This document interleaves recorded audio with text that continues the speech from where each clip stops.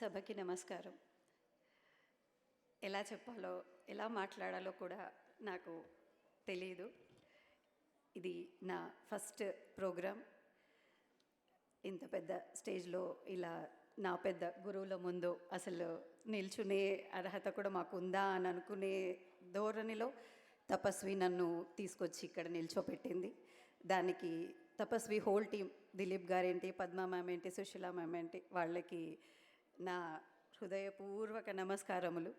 Because మనిషి ఎన్నో అనుకుంటారు, అది చేసేది దైవమే చేపిస్తారు. దానిలో నాకు దైవం అంటే మా గురువులే. అసలు వసంత్ సార్కి అయితే ఎలా చెప్పలేను నేను. సార్ అనగానే ఎంతో టైట్ షెడ్యూల్, లేదు నాన్న సరే కానీ చేద్దాం, యూ క్యారీ ఆన్, నీ డేట్స్ ఏంటి చెప్పు, ఐ విల్ క్యాన్సల్ అని చెప్పేసుకొని. వేదాంత మాస్టర్ గారికి అయితే అసలు హెల్త్ బాగాలేదు, అయినా కూడా లేదు నాన్న సరే నువ్వు పెట్టావు కదా I will come.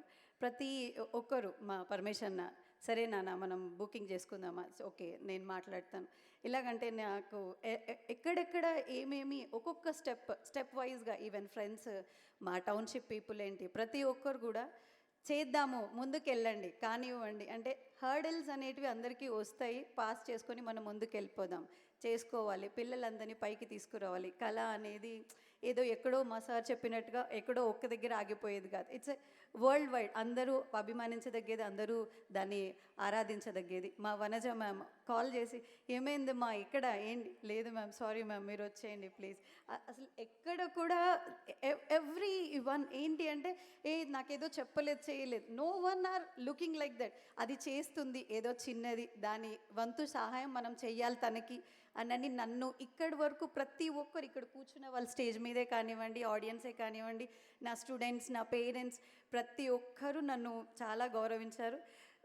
Banda Prakash sir అయితే అసలు ఎందుకు నాన్న ఇంత ఫార్మాలిటీస్ ఎందుకు, నేను వచ్చేస్తాను కదా, ఫోన్ కాల్లో యాక్చువల్గా అసలు I was meeting him the first time.